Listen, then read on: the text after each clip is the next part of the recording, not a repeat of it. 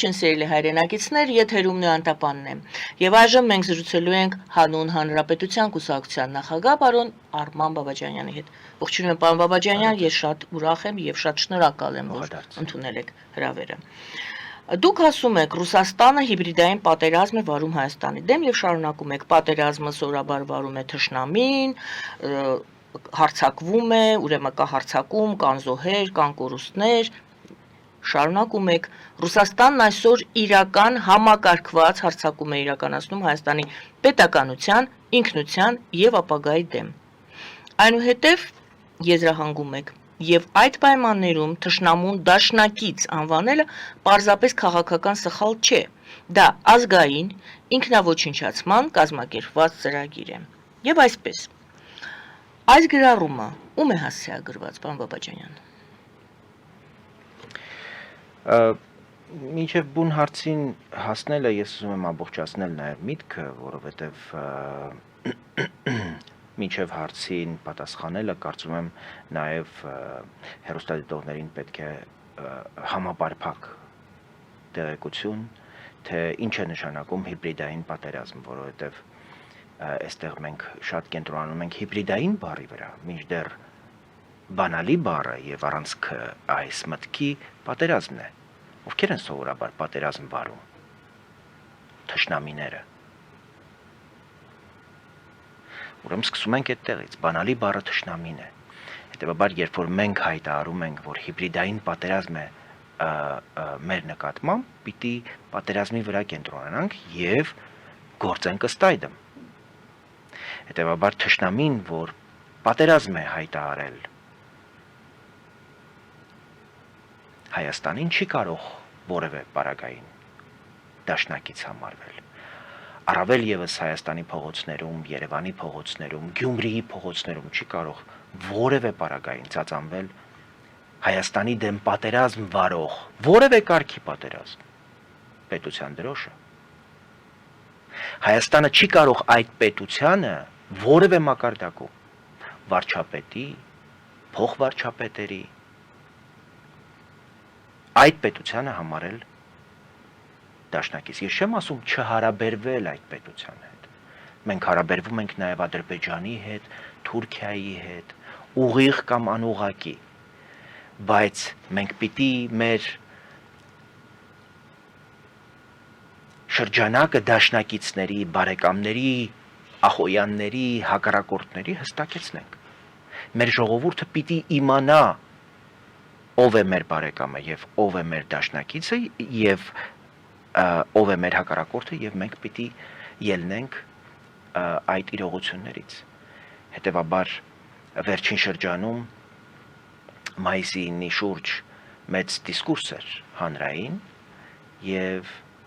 իմ գրառումը բացառապես դրան է նվիրված եղել եւ բոլոր նրանք, ովքեր այս կամ այն կերպ խոսել են,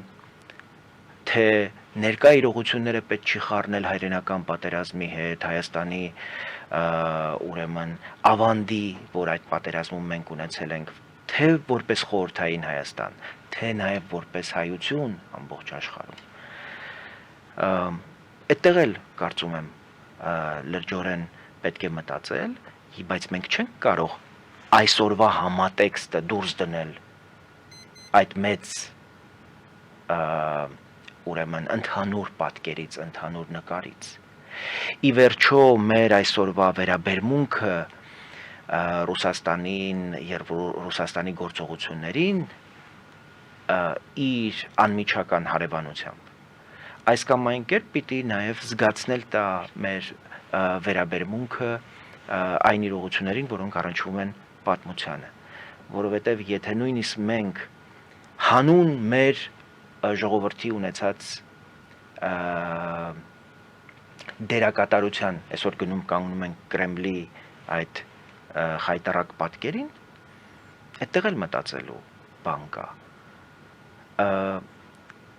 Հայրենիքը, որի համար մենք մեր կյանքը չենք խնայել,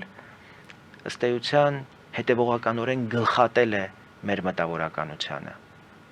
Այնպես ինչպես թուրքերն են ցեղասպանության ամբողջ իրենց ծրագիրը իրագործել, սկիզբ դնելով մտավորականության նախգլխատման։ Հետևաբար իրերը պիտի կոչենք իրենց անուններով։ Հայրենիքը կարող է գլխատել ինձ։ Այդ պատերազմը ուրեմն հայրենական չի կարող կոչվել։ Եվ մենք պատմությանը առերեսվելու, ճշմարտությանը առերեսվելու կարիք ունենք։ Եվ սրա մասին դեռ երկար կարծում եմ անհրաժեշտ կլինի խոսել։ Երկու թեմա փաստորեն ուրվագծվեց, առաջինը դուք ասում եք, որ պատերազմը հայրենական չի եղել, չի կարող անվանվել, այդտեղ եղել է հայերի սպանություն։ Ես պարզեցրած ճիշտ ձևակերպեցի, թե ոչ։ Դա եղել է ծրագրված մեր մտավորականությանը գլխատելու քաղաքականություն, որի սկիզբը դրվել է հեղափոխության առաջին օրվանից, բայց այն ամբողջացել է ստալինյան կառավարման շրջանում պատերազմից տարիներ առաջ։ Եվ մենք չենք կարող ընդհանուր կոնտեքստը կտրել եւ վերաբերվել այդ ժամանակահատվածին միայն այն ձևակերպումներով, որոնք ռուսներն են սիրում եւ ռուսներն են որոշել ուրեմն ձևակերպել։ Հատկապես նաեւ վերջին հայտարարությունը Պուտինի, թե բոլոր նրանք, ովքեր կռվել են այս պատերազմում, կոչվում են ռուս զինվոր, անկախ նրանց ազգային պատկանելությունից։ Այստեղ ընդվզելու կարիք կար, հակադարձելու կարիք կար, եւ որոնք այն անձինք եւ այն պաշտոնյաները, ովքեր տեղում էին, կարծում եմ ասելիք պիտի ունենային, եթե ոչ ուղիղ այդտեղ, ապա գոնե դրանից հետո գրառումներով, հայտարարություններով։ Ի վերջո մենք մեր ամենաթանկն ենք տվել այդ պատերազմում, այդ հաղթանակի համար։ Եվ երկու իրողություններ եմ ուզում, որ մենք զուգակցենք, թե ինչպես էր Միսակ Մանուշյանին փառաբանում Ֆրանսիան։ Նույն այդ պատերազմում մի Մանուշյանի սխրանքի հանգույն։ Եվ ինչպես պատասխանեց Ռուսաստանը հայ ժողովրդին 2022, 20 եւ 23 թվականներին մեր գործած սխրանքի եւ մեր թափած արյունին երկրորդ աշխարհամարտին։ Սրանք են տարբերությունները։ Եվ մենք կրկին ասում եմ, մեր վարքագծում, մեր պատկերացումներում եւ մեր դիրքորոշումներում մեր թշնամիների եւ բարեկամների վերաբերյալ պիտի ելնենք այդ իրողություններից։ Չի կարող այլ կերպ լինել։ Արցախը անպատկերացնելի հերոսներ է տվել այդ պատերազմին։ Եվ ամենադաժան վերաբերմունքն է ստացել ռուսներից։ Եվ անմեղսունակություն է ուղղակի Երևանի փողոցներում այդ իրադարձություններից հետո ռուսական դրոշի ծածանումը։ Եթե Թուրքիայի, Ադրբեջանի դրոշները վառել գիտեք, որը անմեղսունակություն է, ինձ համար ռուսական դրոշը հայ ժողովրդի հետ պատահածից հետո վերջին տարիներին որևէ բանով առավելություն չունի ոչ Թուրքիայի, ոչ Ադրբեջանի դրոշներից։ Բայց ես նույնիսկ սրա մասին չեմ ուզում խոսել։ Դեռ հիբրիդային հարձակումներ, հիբրիդային պատերազմ այսօր ամենուրեք են, եւ Ռուսաստանը միակը չէ, որ հարձակվում է Հայաստանի վրա։ Ընդհանրապես այդպիսի ազդեցությունները շատ բնական են, մեծ տերությունները իրենց կարող են այդպիսի հարձակումներ թույլ տալ։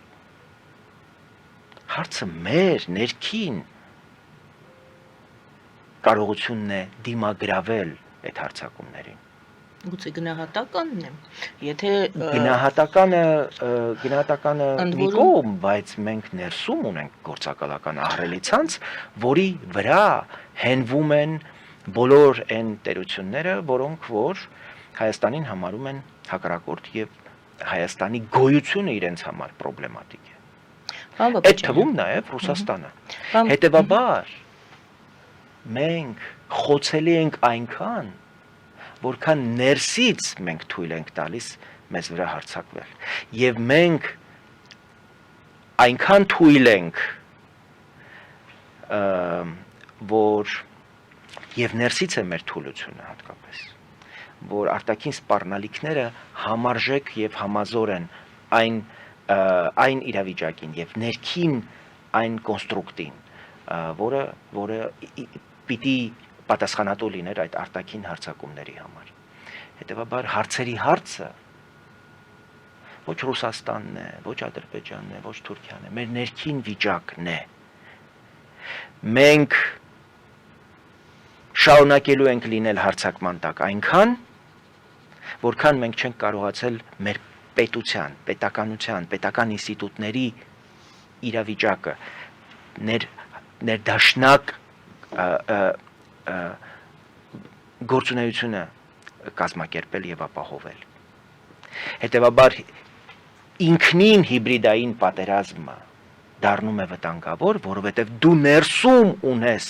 այդ պատերազմի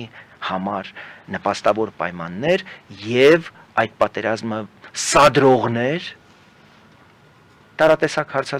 բաներով, հայտարարություններով, վերջերս էլ այդ հայտարարություններին վստահ եմ դուք էլ անդրադարձել եք, եւ այդ պատերազմով ուրախացողներ։ Այդ պատերազմը միջոց որպես գնահատողներ սեփական քաղաքական ծրագրերը իրագործելու, այսինքն ոչինչի առջև չկանգնող շրջանակ ունես դու ներսում, եւ եթե որպես պետություն մենք չենք կարողացել կանխել, կանխարգելել այդ շրջանակների քաղաքական ասպարեզում ակտիվ գործունեությունը, չենք կարողացել նրանց ֆինանսական,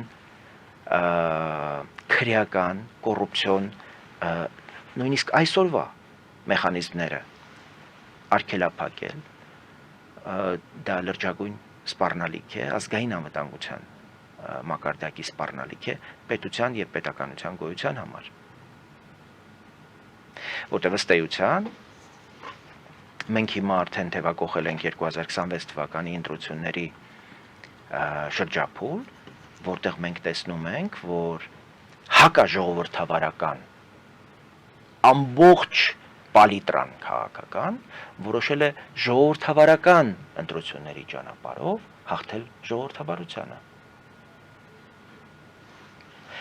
Այն միջոցներով, որոնք նրանք տարիներ ի վեր կուտակել են, այն կապերով, որ նրանք տարիներով կուտակել են, այն քաղաքական ըստ էության աջակցությունն են ստանում, որ իրենք 25 տարի որպես քաղաքական կապիտալ իրենց համար ձևավորել են, այսինքն երկրի ընդերքը, երկրի էներգետիկան, կապը, ամեն ինչ տվել են ռուսներին, ռուսներն էլ հիմա որոշել են օրինակ հատուկ ներկայացուցիչ նշանակել Հայաստանի ընտրություններին ընդառաջ, ուրեմն սեփական քաղաքական իրենց համար հարմար շրջանակներին իշխանության բերելու։ Հիմա մենք որպես պետություն սրան արձագանքելու ինչ գործուն քայլեր ենք ձեռնարկել։ Ես չեմ տեսնում այդ քայլերը, հակառակը տեսնում եմ նաև գլոբալ այսպես զարգացումներին տուրք տալու համար որոշ ռևերանսներ, որոնք արվում են Ռուսաստանին, բայց խորապես համոզված եմ, որ Ռուսաստանը եւ այն նպատակները, որ մենք հռչակել ենք, ունենալ ժողովրդավարական, կայուն, զարգացող, արևմուտքի հետ ներդաշնակված պետություն, դրանք ուղղակի անհամատեղելի են։ Եթե մեր նպատակը իրապես խաղաղությունն է, այսպես կոչված խաղաղության խաչմերուկն է, հարևանների հետ խաղաղ գոյակցումն է, դա անհամատեղելի է Ռուսաստանի նպատակների հետ։ Ռուսաստանը այստեղ է, որպեսզի մենք խաղաղություն չունենանք։ Ռուսաստանն այստեղ է, որպեսզի Հայաստանը երբեք ու երբեք խաղաղ չապրի, որովհետև Ռուսաստանը ի բնե չունի այլ գործիքներ, քան պատերազմն է, որպեսզի իր ներկայությունն ու իր միջնորդությունը կարողանա ուրեմն երկարաձգել եւ երկարացնել։ Սա է ճշմարտությունը եւ կարծում եմ, որ մենք այս իրողություններից պիտի ելնելով կառուցենք մեր քաղաքականությունը, մեր ստրատեգիան եւ ես տեսնում եմ, որ այստեղ գնալով ավելի ուրվագծվում է այդ ստրատեգիայի, այդ ռազմավարության բացակայությունը։ Ես չեմ տեսնում կոնկրետ քաղաքական գիծ, որը կանխատեսելի կլինի մեր արևմտյան գործիչների, մեր ռուս գործիչների, նաև մերձավոր արևելքի մեր գործիչների համար։ Ես տեսնում եմ, որ մենք այսպես լարախաղացությամբ ենք զբաղված եւ այսպես կոնյունկտուրային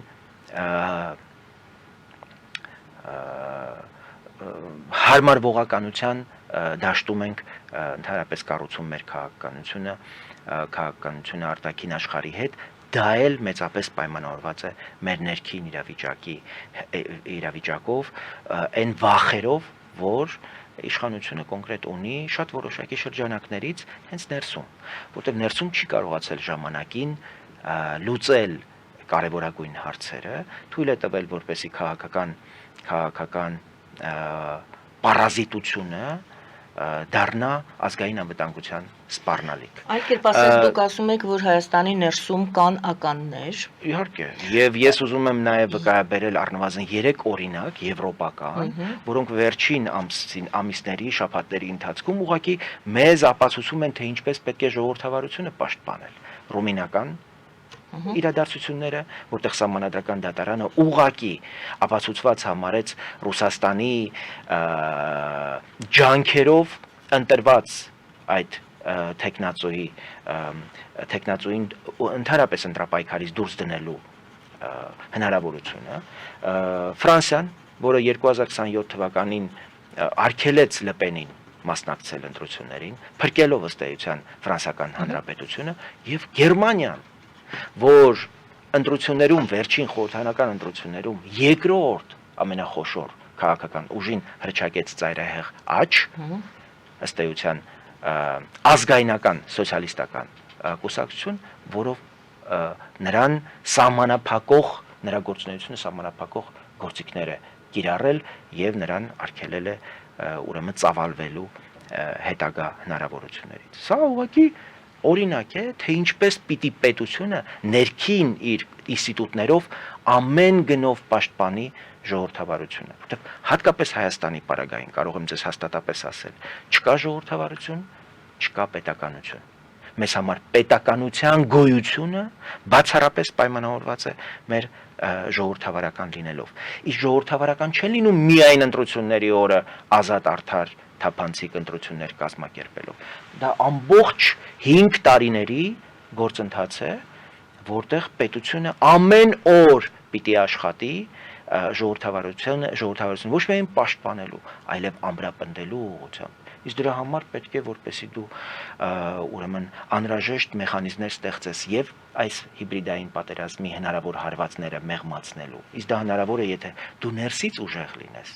Դու ներսից թույլ չտաս Ռոբերտ Քոչարյանի, Սերժ Սարգսյանի, մնացածի իրենց ամբողջ այս շրջանակի ակտիվ քաղաքական ուրեմն գործունեությունը եւ այն հայտարարությունները, որոնք նրանք անում են հրապարակային, դրանք մեկը մեկից ավելի մեծ սպառնալիք են ստեղծում Հայաստանին։ Օրինակ, հայտարարություն, որ Հայաստանն է սադրել պատերազմը 2020 թվականին։ Դրան հետևել է որևէ իրավական, ես չեմ ասում քաղաքական, իրավական գործընթաց։ Ասենք դա ասում էին ադրբեջանցիները, մենք բոլորս շատ որոշակի արձագանքում էինք դրան։ Հայաստանի ներսում մարդ կա, որը այսօր խորհրդարանական երկրորդ խմբակցության ղեկավարն է։ Հայտարարում է, որ Հայաստանն է սադրել այդ պատերազմը։ Դրանից հետո մենք ո՞նց ենք պատրաստվում այդ մարդու հետ նույն քաղաքական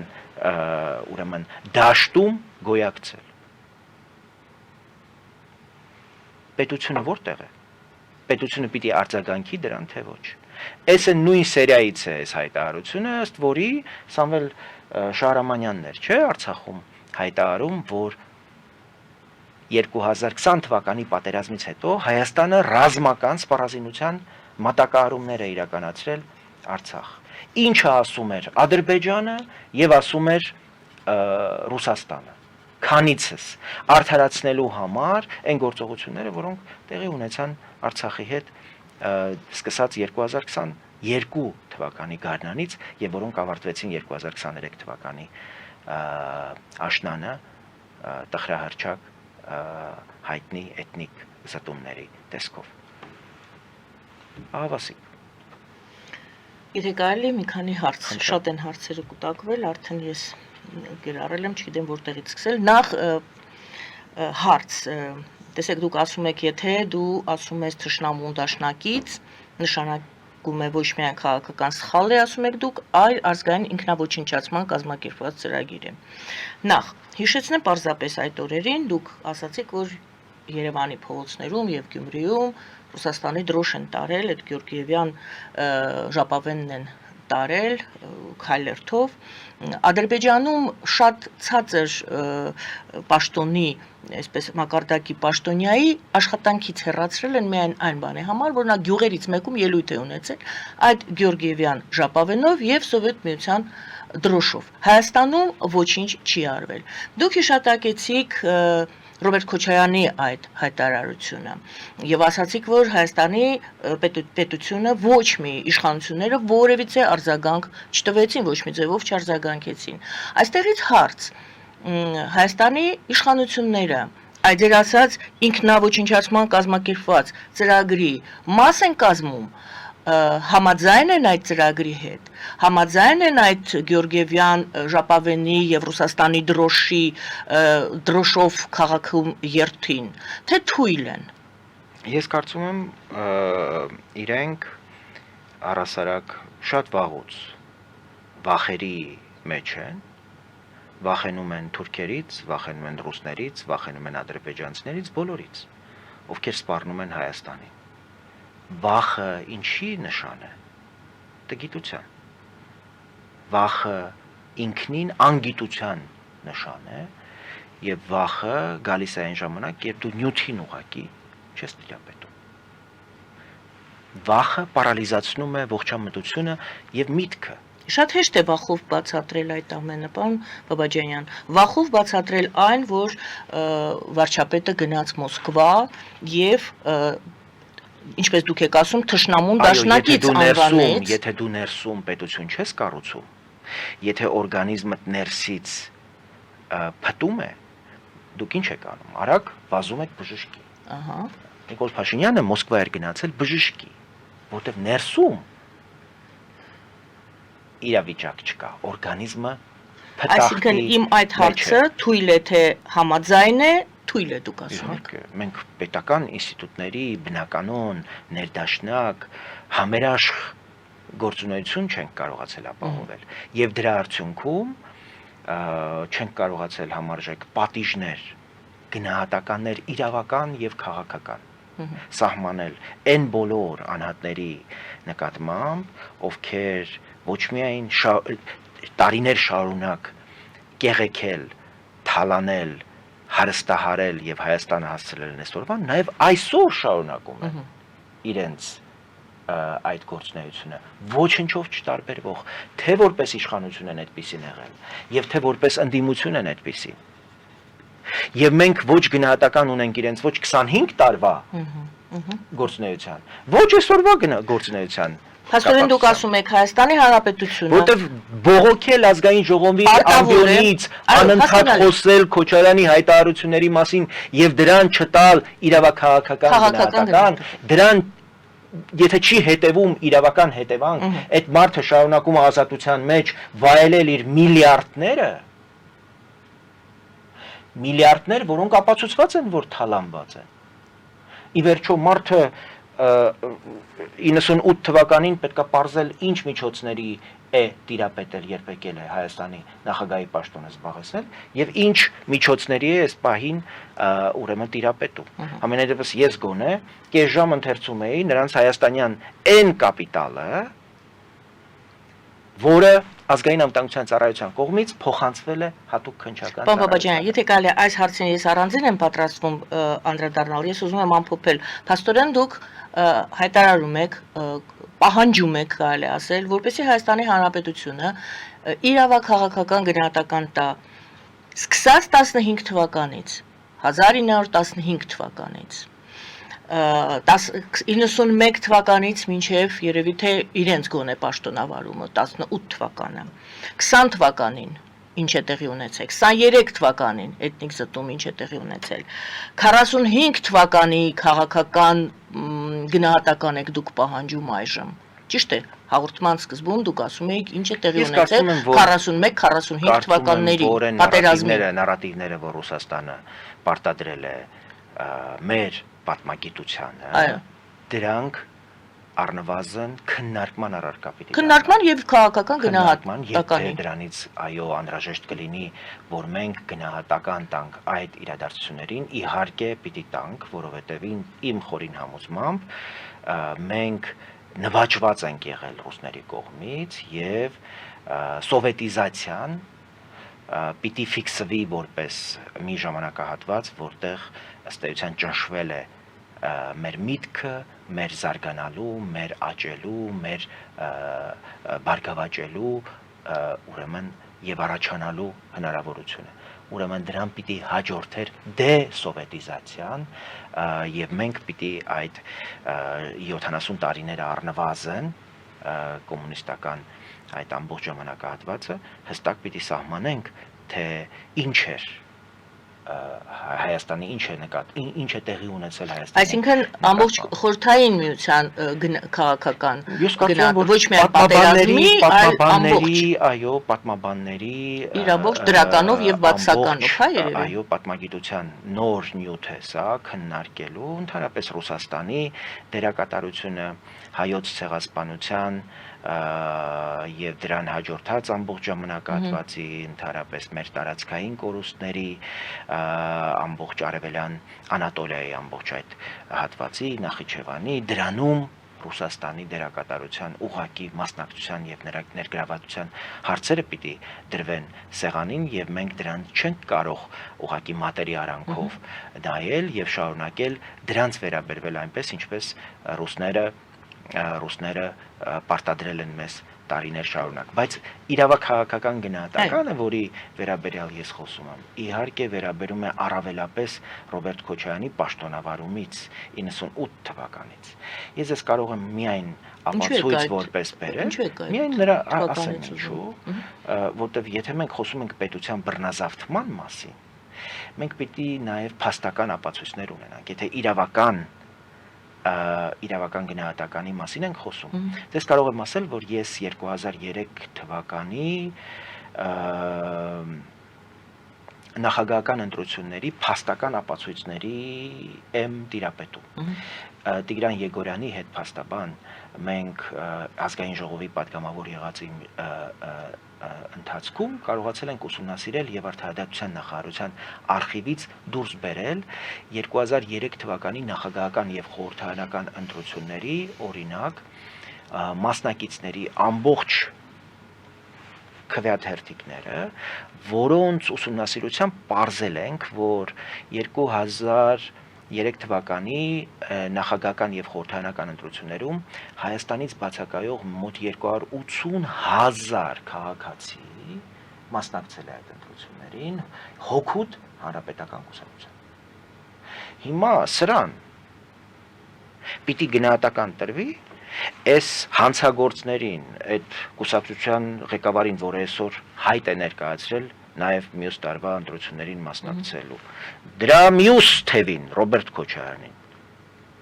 իրավական գնահատական պիտի տրվի, այդ մարդկանց քաղաքական իմաստով պետք է կախել, որովհետև իրենք զավթել են ժողովրդին պատկանող իշխանությունը։ Այդ գնահատականը պիտի առնվազն վերաբերի նրանց այսօրվա գործունեությանը սահմանափակող որոշ էլեմենտներով։ Ես ձեզ վկայաբերեցի վերջին շաբաթներին եվրոպական առաջատար երկրների դատարանների որոշումներին, թե դատարանը ինչպես է պաշտպանում պետությունը եւ պետության ժողովրդավարությունը։ Եթե այս բոլորը մենք ասում ենք ու անցնում ենք եւ դա հետևանք չի ունենում, ուրեմն մենք դատական համակարգում խնդրեմ ունենք։ Իսկ մենք ունենք դատական համակարգում խնդրեմ։ Իդեպ Հայաստանում 2018 թվականի փոփոխությունները մի բանի համար են եղել, ոչ Եվրամիության, ոչ Ռուսաստանի, ոչ Ղարաբաղի, մարդիկ արդարություն են ուզել։ Եվ գլխավոր այդ երազանքը, որ մարդկանց դուրս էր բերել փողոց, չի իրագործվել։ Մենք խայտառակ դատական համակարգ ունենք, որը ոչ մեր ամենօրյա կյանքում պաշտպանում է մեր քաղաքացիներին, ոչ էլ մեծ հաշվով պետությանը։ Մենք ունենք քիչ թե շատ, այսպես ձևավորված սահմանադրական դատարան, որը կատարել է իր բուն ֆունկցիան, ի պատիվ մի քանի առանցքային դատավորների, սահմանադրական դատարանի մնացած դատական համակարգը խայտառակ ապիկար իրավիճակում է եւ նախորդ արդարադատության նախարարները ուղղակի իրենց պատկերացումներով, այդ կարգապահական բարույթներին վերաբերող պատկերացումներով, ուղղակի ավելի վատ վիճակի մեջ են դրել դատական համակարգը, որտեղ այդպես հնարավոր չի զտել եւ մաքրել այն աղբը, որը տարիներով կուտակվել է, ուղղակի հանցագործների ворջ է դարձրել դատական համակարգը։ Այն ինչով մենք զբաղված ենք, ըստ էության սպիտակ ձեռնոցներով աղբի մեջ մարգարիտներ փնտրելուն է նման։ Մինչդեռ մենք պիտի ձեռքներս քշտենք, այդ աղբը հիմնարար կարողանանք մաքրել։ Այստեղ եւս թույլ է, թե ժողովրդավարություն ասվածն է սխալ հասկացվում։ Ես կարծում եմ, որ մենք ընդհանրապես ներսում Համախոհություն համախոհություն չունենք, որ այդ ժողովրդավարությունը պետք է պաշտպանել, որտեղ դատական համակարգի մի ստվար հատված ամեն օր երազում է, որպեսի իրենց նախկին առաջնորդները եւ տերերը վերադառնան եւ իրենք կարողանան նորից անարգել կերպով Եթե լյուստրացիա չի արվել, ինչպես դա կարող է արվել։ Դա դրան լյուստրացիային որպես այլընտրանք իրավաքաղաքական գնահատականն է եւ բոլոր նրանք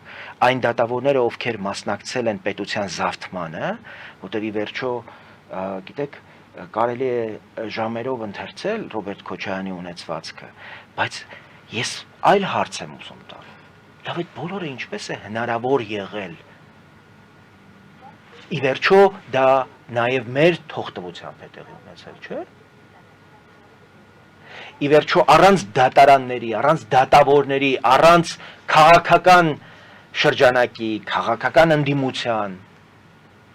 այդ բոլորին չէր կարող տիրապետել Ռոբերտ Քոչարյանը եւ դա անհասանելի կլիներ իրեն։ Մեր բոլորի թողտվությամբ է տեղի ունեցել այդ բոլորը եւ դրան պետք է գնահատական տրվի։ Եվ դա պիտի հետևանք ունենա։ Ինձ այդ հարստությունը չի հետաքրում, ինձ հետաքրում է այն կորուստները, որոնք այդ ամենի արդյունքում մեր պետությունն է ունեցել։ Ինձ Ռուսաստանի հետ հարաբերությունների հարցը չի հետաքրում, հետաքրում է, որ Ռուսաստանի հետ հարաբերություններով ինչպիսի վնասներ ենք մենք շարունակելու կրել, որովհետև առնվազն հարաբերությունների վերջին 30 տարին միայն կորուստների մասին է եղել։ Եվ հետևաբար կարող ենք սատանայի հետ էլ հարաբերվել, ամենածանր թշնամի պետության Պակիստանի հետ էլ կարող ենք հարաբերվել, եթե դրանից կա օգուտ եւ շահ մեր պետությանը, ես ընդհանրապես խնդիր չունեմ, բայց ես ուզում եմ, որ մենք գնահատենք մեր հարաբերությունների սկզբում այս հարաբերությունները մեզ որևէ լավ տեղ տանելու են, օրինակ եվրոպացի մեր գործընկերները, որոնք զգուշացնում էին մայիսի 9-ին չմեկնել Մոսկվա, իհարկե նկատի չունենալով Հայաստանին, իրենք նկատի ունեին Սերբիային, Սլովակիային,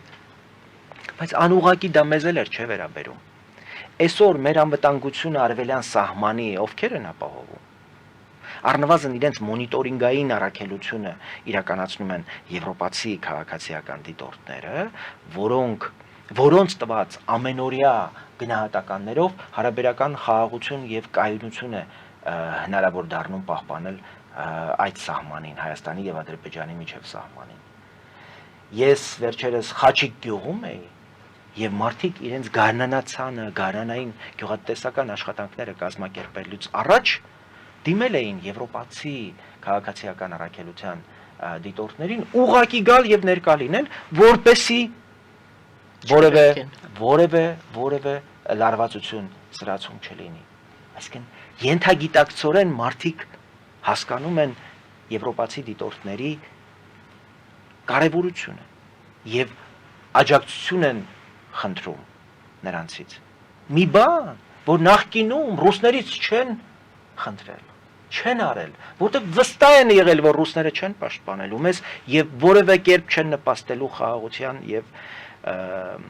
կայունության հաստատմանն ու զարգացմանը։ Սրանք արդեն ենթագիտակցական գործոններ են, որոնք արմատացած են մեր մեջ։ Պարոն Բաբաջանյան, Եվրոպական միությունը, որը երկարաձգում է այդ առաքելության ներկայությունը Հայաստանում, մեզ այլ պաշտպանական եւ անվտանգային գործիքներով է օժտում։ Եվրոպական միության առանձին երկրներ պատրաստ են Հայաստանի հետ պաշտպանական եւ անվտանգային հարցերի շուրջ քննարկումներ ունենալ եւ աջակցել։ Հայաստան, որը շարունակում է մնալ հապկանդամ։ Եվ ըստ էության, հապկ կանոնադրությամբ մենք պարտավոր ենք երրորդ որևէ երկրի, ոչ հապկանդամ երկրի հետ համագործակցությամբ ստացված տվյալները, այդ թվում նաեւ սպառազինական, կիսվել հապկ անդամ, այսպես կոչված մյուս դաշնակիցների հետ։ Եվ այս ռիսկը ունենալով մեզ հետ Եվրոպական միությունը եւ Եվրոպական միության առանձին անդամներ շարունակում են համագործակցել, շարունակում են խորացնել համագործակցությունը եւ այս ֆոնին մեր ներկայությունը Ռուսաստանում այդ զորահանդեսին ուղղակի հանցագործների հետ այսօր պատերազմական հանցագործություն գործող սեփական այսպես հավատակից եղբայր ժողովրդին եղերական պատերազմ վարող պետության ուրեմն հրապարակում զորահանդես ընդունելու ընդհանուր ներկայացում է եւ իմ խորին համոզմամբ այնտեղ ներկա լինելը հանցակցություն է ուղղակի հետևանք կլինի դրան։ Ես կարծում եմ, որ հետևանք կա արդեն եւ մենք ահռելի ջանքեր պիտի գործադրենք, որ կարողանանք վերականգնել մեր ուրեմն վստահությունը եւ հեղինակությունը, որտեվ այդ օրը Մոսկվայում գտնվելով մենք լրջագույն հարված ենք հասցրել մեր անկեղծության, մեր ընդհանրապես եվրոպական միության հետ ինտեգրվելու, եվրոպական միության անդամակցելու, որի վերաբերյալ օրենք է ընդունվել, մեր անկեղծ մղումին։ Շնորհակալ եմ գովազդ հայտարարանք եթերում, սիրելի հայրենակիցներ, մնացեք մեզ հետ, գովազդը եթերում։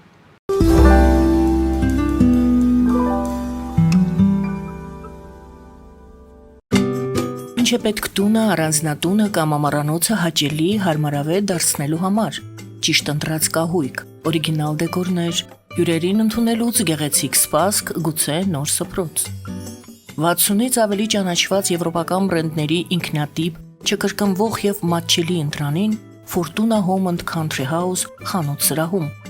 Նորաոճ սպասք եւ կահույք հորեկա բնագավառի համար, տեքստիլ, տնտեսական ապրանքներ, ամեն ինչ գեղեցիկ կյանքի համար։ Ընտրեք այն, ինչ վաղուց փնտրում էիք Fortuna Home and Country House-ում, ձեզ համար եւ որպես նվեր ձեր մտերիմների համար։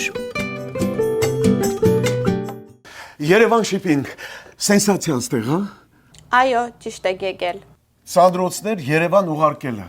$2.99 օթանավով։ Այո։ Իսկ եթե դոլար ուղարկես, դոլար ստանան։ 1%, հա։ Այո։ Իսկ որ տանեն տուն հասցնեն, էլի 1%, հա։ 2%։ Երասը ծրի է, էլի։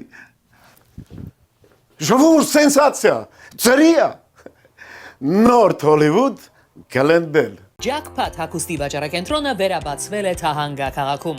Նոր տեսականի, նոր արժեքներով ու նոր զեղչերով։ Եվրոպական հագուստ եւ կոշկեղեն կանանց, տղամարդկանց եւ երեխաների համար։ Օծանելիք, ճամպրուկներ, պայուսակներ, գիշերանոցներ, գոտիներ եւ դրամապանակներ։ Մեծ ապրանքատեսականի, մեծ զեղչերով։ Համեցեք Jackpot Թահանգայում։ Հասցեն 7057 Foothill Boulevard։ Հեռախոս 818 813 2252։ Jackpot։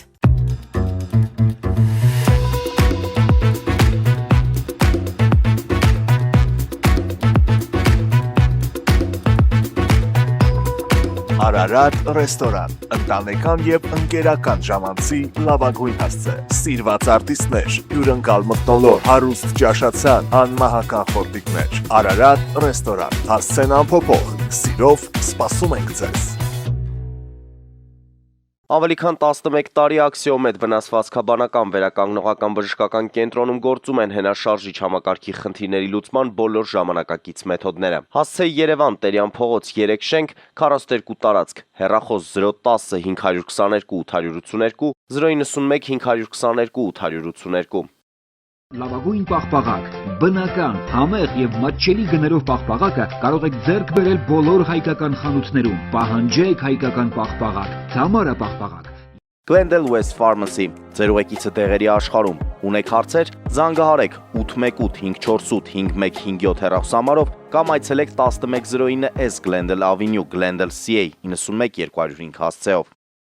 Նոյան տապանի վազող տողում հայտարարություններ տեղադրելու համար այցելեք Երևան Իսահակյան փողոց 28 3-րդ հարկ կամ զանգահարեք 055 50 90 50 +1 967 5677 կամ էլ կապվեք կոնտակտ Շնիկ NTM էլեկտրոնային հասցեով։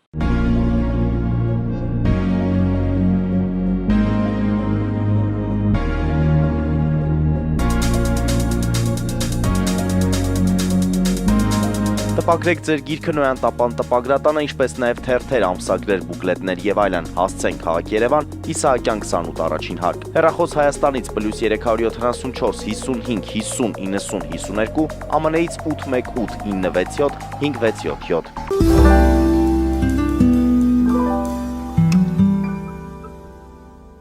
Սիրելի հայրենակիցներ, Հանուն Հանրապետության կուսակցության նախագահ Արման Բաբաջյանի հետ ենք զրուցում։ Պարոն Բաբաջանյան, ասում են Եվրոպա Հայաստանը չի հասնի, Ռուսաստանը մոտ է, ինչու եք մարդկանց թյուրիմացության մեջ գցում։ Ռուսաստանը մոտ է ասում են, Եվրոպան հեռու։ Գիտեք, ասողները տևական ժամանակ նաև Եվրոպական միության հետ ասոցիացման բանակցություններ էին վարում մինչև 2013 թվականը։ Ամենաբարձր մակարդակով հայտարարվում էր, որ Հայաստանը սահման չունի Եվրասիական տնտեսական միության հետ եւ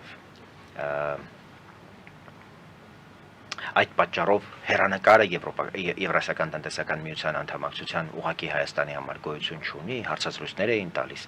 եւ այդ ժամանակ վարչապետ Տիգրան Սարգսյանը ամենաբարձր ամբիոններից խոսում էր Եվրոպական միության հետ ասոցիացվելու առավելությունների մասին, մեկ էլ 2013 թվականի հայտնի սեպտեմբեր 3-ի իրադարձությունը մոտ եւ հեռու լինելու մասին մենք կարող ենք երկար խոսել իրականում կարծում եմ, որ Եվրոպական միությանը Հայաստանի մերձենալու ամենամոտ ճանապարհը դա Թուրքիայի հետ սահմանն է։ Եվ այն ինչ նախորդին տեղի ունենում Վրաստանի դեսպանատան առաջ, ավելի ու ավելի մեզ պարտադրում է լրջորեն մտածել Թուրքիայի հետ սահմանը։ Բողոքի ակցիա։ Կոնյակագործները դուրս էին եկել, Վրաստանը տևական ժամանակ արդեն մոտ 2 ամիս թույլ չի տալիս հայկական խմիչքների արտահանումը դեպի Ռուսաստան իր տարածքով։ Որտեղ դու այլընտրանք չունես։ Եթե դու կունենաս այլընտրանք, Վրաստանը երբեք չի արգելափակի։ Հետևաբար, բացի տնտեսական, տեխնիկական հարցերից, քաղաքական հարց կա։ Վրաստանը ցույց է տալիս իր ուրեմն առավելությունը, որտեղ քո միակ ճանապարհը Վրաստանն է։ Եվ չունենալով այլընտրանք, մենք ստիպված ենք ամեն անգամ առերեսվել այս խնդրին։ Կունենանք այլընտրանք, կունենանք այդ խոհեմությունը, հասունությունը եւ Թուրքիայի հետ սահմանի հարցում բոլոր խոչընդոտները վերացնելու գոնե համարձակություն, խիզախություն կունենանք։ Ուրեմն նաև այս տեսակ խնդիրներ չենք ունենա, որտեղ ակնհայտ է հիմա Ռուսաստանի ազդեցության ծավալների մեծացումը վրացական իշխանությունների վրա եւ հասկանալի է, որ հիմա երկրորդ ճակատն են բացում հայ-վրացական հարաբերությունները նորից վատացնելու։ Եվ ես կարծում եմ եւ Վրաստանում եւ Հայաստանում մենք բոլորս պիտի հասկանանք մեր պատասխանատվությունը թույլ չտալու, որպեսզի ռուսները ձեռքերը տաքացնեն հերթական ճգնաժամ առաջացնելու այս իրենց քաղաքականության վրա Հայաստանի եւ Վրաստանի միջև։ Սա չենք կարող թույլ տալ։ Այսինքն այն ֆուտբոլային խաղից հետո դա դուք համարում եք այն ինչ տեղի ունեցավ ստադիոնում, համարում եք սա դրանք էր դա։ Ես կարծում եմ, որ այո, դա որևէ պատճառ չունեցող, որևէ հիմք չունեցող, առավել եւս Երևանում այդպիսի ընդունելությունից հետո։ Բա Այդպիսի ջերմ ընդունելությունից հետո եւ մեր վերաբերմունքը վրացիներին նույնիսկ այդ դրանից հետո չվատացավ։ չի փոխվել։ Այսինքն դուք մատնանշում եք, որ Ես աշխատանք է կոնկրետ, տարվում կոնկրետ Հայաստանի եւ Վրաստանի հարաբերությունները հարաբերությունները վատացնելու։ Դա եւս այդ հիբրիդային պատերազմի Մի մասն է։ մաս է կազմում։ Այդտեղ շահագրգռված են եւ Ադրբեջանը եւ Ռուսաստանը։ Հիմա ասում եք Թուրքիայի սահման եւ Թուրքիայի սահմանի այսպես ասած վրա նստած է Ադրբեջանը։ Այո, բայց ես ամբողջ կարծում եմ, որ մենք բավարար աշխատանք չենք կատարում միջազգային հանրության հետ այդ սահմանը բացելու ուղղությամբ։ Ես կարծում եմ, որ Միացյալ Նահանգների, Եվրամիության հետ պիտի սերտորեն աշխատենք եւ բոլոր այն խնդիրները, որ Թուրքիան ունի, թե Եվրամիության, թե Միացյալ Նահանգների հետ, դրանց հաղթահարելու ուղղությամբ մենք պիտի մեր նպաստը բերենք, որպեսզի հասնենք օրինակ Թուրքիայի հետ սահմանի բացմանը։ Այսօր Թուրքիան Եվրամիության հետ ազատ առևտրի նոր համաձայնագրի կարիք ունի։ Ես կարծում եմ, որ Հայաստանը այդտեղ պիտի դերակատարություն ունենա։ հոգուտ Թուրքիայի, Հոգուտ Թուրքիայի։ պաշտպանելով Եվ Թուրքիային։ ցույց տա, այո, Եվրամիությանը ասի, որ ինքը շահագրգռված է, որ Հայաստանը շահագրգռված է, որպեսզի Թուրքիայի հետ Եվրամիությունը ազատ առևտրի այդ նոր պայմանագիրը ունենա։ Դա Ադրբեջանի Մենք գործոնը պիտի նվազեցնելու ճանապարհներից մեկն եք համարում։ Ուզում ենք, որ Ադրբեջանը ավելի պակասացնի իր ներկայությունը ամբողջ քաղաքական եւ տնտեսական պալիտրայում Թուրքիայի։ Ուրեմն պիտի այդպիսի գործիքներ օգտագործենք, որտեղ մենք ուժեղ ենք, մենք պիտի այդ ուժեղ կողմի ազդեցության լծակները ավելացնենք եւ Թուրքիայի եւ Ադրբեջանի նկատմամբ։ Առնվազն 2024 թվականի ապրիլի 5-ի Միացյալ Նահանգներ Եվրամիություն Հայաստան գագաթնաժողովի ընդհանուր տրամադրությունը եւ դրա արդյունքում ստեղծված հայտարարությունը մեզ թույլ է տալիս այդպիսի հարցերով մոտենալ Բրյուսելին եւ այդպիսի հարցեր քննարկել Բրյուսելին։ Մեզ ակնարկվել է դա։ Եվ ցույց տալ նաեւ Անկարային, որ Երևանը կարող է այսպիսի դերակատարություն ունենալ։ Սա դուք եք մտածել, թե ակնարկվել է, դուք եք մտածել։ Ես սրա մասին խոսել եմ Միացյալ Նահանգներում, խոսել եմ ամերիկացիների հետ, որ Միացյալ Նահանգների եւ Թուրքիայի միջև ահռելի հարցեր կան։ Եվ Թուրքիան պիտի իմանա Հայաստանի լոբիստական ջանքերի հնարավոր ազդեցությունը։ Եվ Հայաստանի եւ Թուրքիայի սահմանը բացելու դիմաց պիտի մենք քայլեր ձեռնարկենք, պիտի ջանքեր գործադրենք, որտեղ դա Հայաստանի թռիչքաձև տնտեսական աճի բանալին է։ Բայց դու ադրբեջանական պատնեշը չես կարողանում ճեղքել։ Այո, որովհետև կարծում եմ, որ մեր ջանքերը բավարար չեն, որպեսզի այդ պատը ճեղքենք։ Քանի դեռ բավարար չեն, ադրբեջանական պատը անսասան մնում է այնտեղ։ Բայց եթե դա պետք լինի Միացյալ Նահանգներին եւ Եվրամիությանը, վստահ եղեք, որ այդ սահմանը կբացվի։ Անկախ նրանից խաղաղության պայմանագիր կստորագրվի թե ոչ։ Իսկ խաղաղության պայմանագիր չի ստորագրվի, քանի դեռ մենք մտածում ենք Ռուսաստանի հետ այդ պայմանագիրը ստորագրել, Ռուսաստանում ստորագրել թե չստորագրել, որովհետև Ռուսաստանը եւ խաղաղությունը ուղղակի անհամատեղելի են։ Ռուսաստանը եւ խաղաղության խաչմերուկը անհամատեղելի են։ Իրենց պատկերացրած Հարավային Կովկասը մշտական պատերազմների թատերաբեմ է, որտեղ իրենց ներկայությունը մշտապես պահանջված է այդ կոնֆլիկտները, այդ առնահոսությունը հնարավորինս կառավարելի դարձնելու Փաշինյանը դա գիտակցում է ասես։ Ես հավատում եմ, որ խորապես գիտակցում է, բայց նրա գործողությունները դրանից չեն փոխվում, նրա վարքագիծը դրանից չեն փոխվում, ներքաղաքական մեծապես պատճառներով, որովհետև օրինակ ես գիտեմ, որ Պուտինը անձամբ արգելել է Ռոբերտ Քոչարյանին կալանավորել։ Եթե դու ներսում չունես կենսունակ ինստիտուտներ, որոնք Պուտինին կասեն Ոչ։ ամենայն հարգանքով, բայց ոչ, եւ դու քո ներքին քաղաքական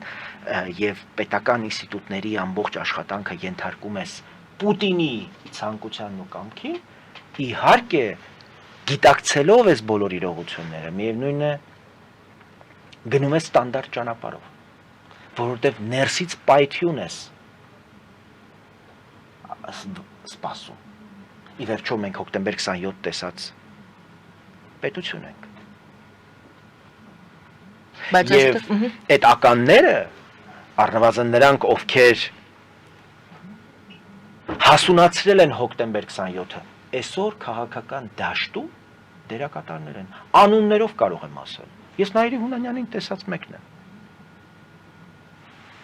Հրանտ Մարգարյանի անունն է ինձ տվել, Ռուբեն Հակոբյանի անունն է ինձ տվել, Վազգեն Մանուկյանի անունն է տվել։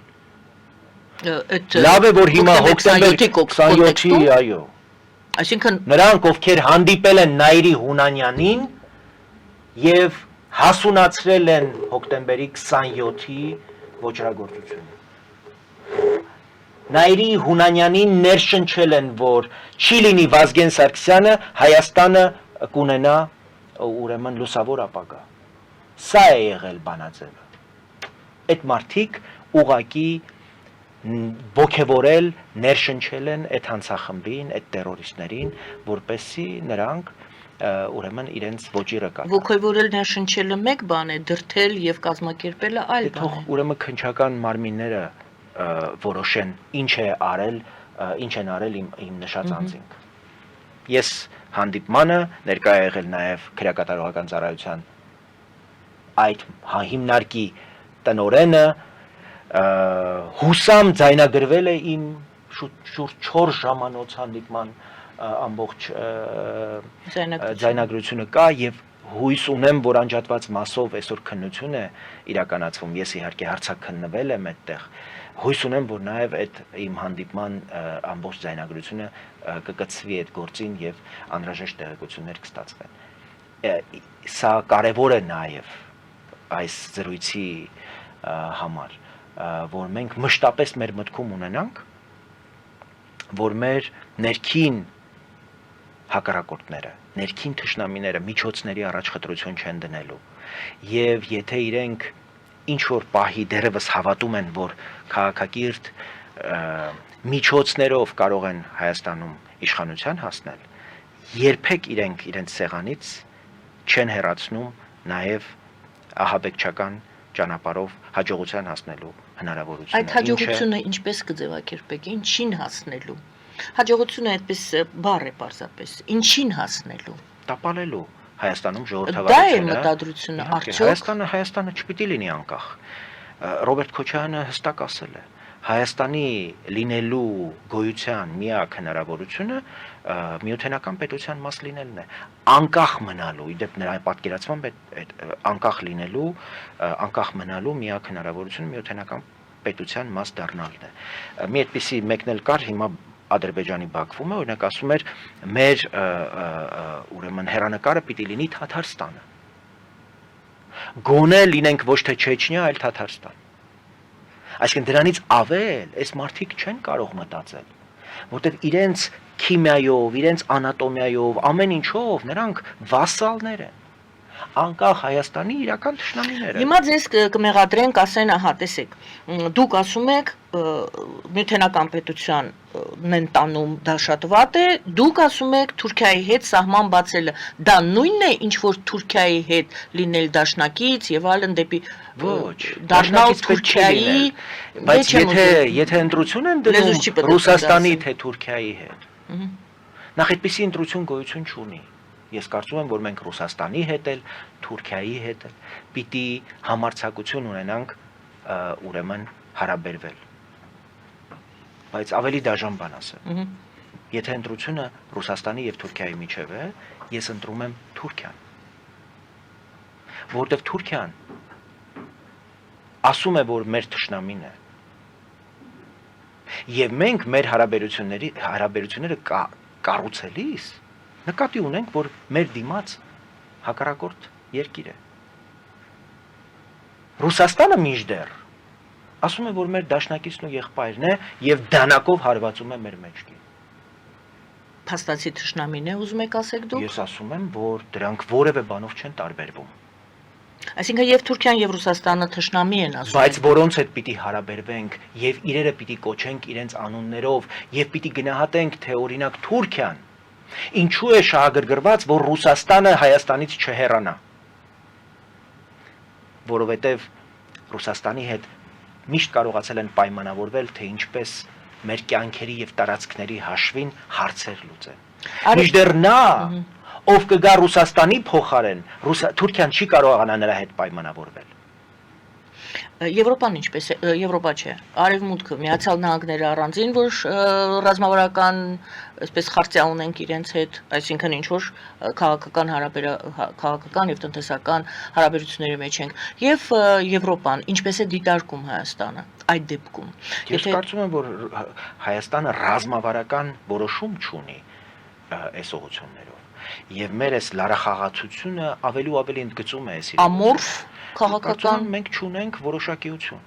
Մենք լինում ենք, մենք շարունակում ենք մնալ Եվրասիական տնտեսական միության անդամ, բայց օրենք ենք ընդունում Եվրոպական միության անդամակցելու գործընթացի մեկնարկի վերաբերյալ։ Կոչվում է բալանսավորում։ Սա խայտառակություն է։ Պարոն Բաբաջանյան, բալանսավորում է կոչվում։ Ես ձեզ ասեմ, առաջին քայլը, որ մենք պիտի անենք, եւ ես հույս ունեմ, որ ընտրություններում մենք կունենանք բավարար աջակցություն այդ իմաստով, նախ Եվրոպական միության հետ բանակցությունների մեկնարկ ազդարարելն է, որին պիտի նախորդի Եվրասիական տնտեսական միությունից Հայաստանի դուրս գալը։ Ժամ առաջ Հայաստանը պիտի ԵԱՏՄ-ից դուրս գա, ել չեմ ասում հապկից, եւ ես հասկանում եմ, որ դրանք պիտի տնտեսական շատ որոշակի ազդեցություն, կորուստներ պիտի նշանակեն։ Այդ հարցերը արդեն բանակցված են Եվրոպական միության պաշտոնյաների հետ, կարծում եմ պետք է վերաբանակցել եւ պետք է շատ լավ կազմակերպված, պատրաստված պաշտոնյաների մեծ խումբ պատրաստել, որոնք կկարողանան Եվրոպական միության հետ բանակցել մեր տնտեսական, պաշտպանական, անվտանգային, էներգետիկ կարողությունները զարգացնելու, ամրապնդելու ուղղությամբ։ Սա այլ ընտրանք չունի։ Մենք չենք զարգանալու ԵԱՏՄ-ում։ Հայաստանը ԵԱՏՄ-ում է ոչ թե զարգանալու, այլ նրա զարգացումը ուղղակի թույլ չտալու համար։ Իսկ ընդհանրապես մեր տարածաշրջանում կենսունակ պետություն լինելու, պաշտպանունակ եւ անվտանգային իմաստով ապահոված երկիր մնալու համար մենք տնտեսական կարողությունների կարիք ունենք, մենք տեխնոլոգիական կարողությունների կարիք ունենք, մենք տիեզերական նաեւ արբանյակային կարողությունների հետախուզական եւ կապի միջոցների կարիք ունենք։ Սրանք չունենալով մենք չենք կարող մրցունակ լինել եւ պահանջված լինել տարածաշրջանում։ Ամենակարևորը իհարկե էներգետիկ կախվածությունը վերացնելու հարցն է եւ Westinghouse-ի պաշտոնյաները գիտեք վերջերս Հայաստանում էին, Միացյալ Նահանգների հետ ձեռք են բերվել նախորդ տարի կարևոր պայմանավորվածություններ, բայց այդ ուղղությամբ աշխատանք չի արվում։ Այս պահին շատ կարևոր է, որպեսզի մենք մնայուն աշխատանքային թիմ ունենանք թե Բրյուսելում, թե առանձին մայրաքաղաքներում եւ թե առավելապես Վաշինգտոնում։ Այնտեղ հիմա հարաբերությունների ամբողջ նոր կառուցվածք է ձևավորվում եւ երկրներին դիտարկում են բիզնես գործընկերության պրիզմայով են դիտարկում եւ մենք պիտի տեսնենք, թե ինչ կարող ենք առաջարկել ամերիկացիներին տնտեսական, քաղաքական, աշխարհաքաղաքական եւ աշխարհատնտեսական իմաստներով, որպեսզի կարողանանք նաեւ պահանջված լինել որպես գործընկեր, որտեղ եթե մենք մտածում ենք, որ Տրամպի վարչակարգի հետ կարող ենք շարունակել այսպես միայն ինչ որ բան ստանալու ակնկալիքով աջակցություն ստանալ, չի լինելու այդպիսի բան։ Պետք է մտածել ինչ ենք առաջարկելու եւ դրա դիմաց ինչ ենք պահանջում։ Վերջին լուրը այն է, որ շատ հետաքրքիր ինֆորմացիա է Միացյալ Նահանգների դեսպանատնից են հայտնում Գերմանիայում, որ Գերմանիայում Միացյալ Նահանգների դեսպանը հանդիպել է Գերմանիայում Հայաստանի դեսպանի հետ եւ միասին իրանք քննարկել են Միացյալ Նահանգներ Հայաստանի միջև երկկողմ հարաբերությունների հարցը։ Այսինքն նաեւ պաշտպանության նախարարն է Գերմանիայում, որտեղ նախորդին հանդիպել է Գերմանիայի պաշտպանության նախարարի հետ, գիտեք նաեւ պաշտպանական ինչ ահռելի ծախսեր է անում Գերմանիան իր բանակը ոտքի կանգնեցնելու համար եւ այստեղ ահռելի կարևորություն ունի առաջատար Գերմանիան Հայաստանի համար, Եվրոպական միության համար առաջատար Գերմանիան, որը փաստորեն նաեւ Ֆրանսիայի հետ դառնում է Հայաստանի համար կարևոր գործընկեր ոչ միայն տնտեսական, այլև պաշտպանական եւ անվտանգային հարցերում։ Մնում է Հայաստանը այս ամենին համար հիմք նախապատրաստի ամուր կողմնորոշված Հայաստան։ Ներսում հարցերը պիտի կարողանանք լուծել առանց ներսում Այո։ այս աղբը վերացնելու, առանց ձեռքերը քշտելու այս աղբը ուղակի հեռացնելու մենք չենք կարող արտաքին քաղաքական հիմնարար հարցեր լուծել։ Հետևաբար հարաբերությունները Եվրամիության անդամակցությունը Եվրամիության հետ, Միացյալ Նահանգների հետ հարաբերություն, Ռուսաստանի հետ հարաբերություն, Թուրքիայի հետ հարաբերություն, Ադրբեջանի հետ խաղաղություն հնարավոր է, եթե մենք ներսում ունենք դրա համար նպաստավոր իրավիճակ, նպաստավոր քաղաքական միջավայր։ Այս ներքին թշնամիների նախկին այս ամբողջ մեր պետությունը ունեզրկած գեղեցկած այս շրջանակների ներկայությունը քաղաքական դաշտում մեզ ոչ խաղաղություն է թույլ տալու ունենալ, ոչ խաղաղության խաչմերուկ, ոչ հարաբերություններ բոլոր այն սուբյեկտների հետ, ովքեր ճանաչում են Հայաստանի ինքնիշխան, անկախ ժողովրդավար գոյության, հարատևության իրավունքը։ Ես շատ շնորհակալ եմ պարոն Բաբաջանյան, Ես որ շնորհակալ եմ։ ժամանակ գտաք եւ միացաք մեզ։ Շնորհակալ եմ զրույցի համար։ Շնորհակալություն սիրելի հայրենակիցներ, հանուն Հանրապետության կուսակցության նախագահ Արման Բաբաջանյանն էր մեր հյուրը, զրույցը վարում էր Գայանե Առաքելյանը, բարի դենսես։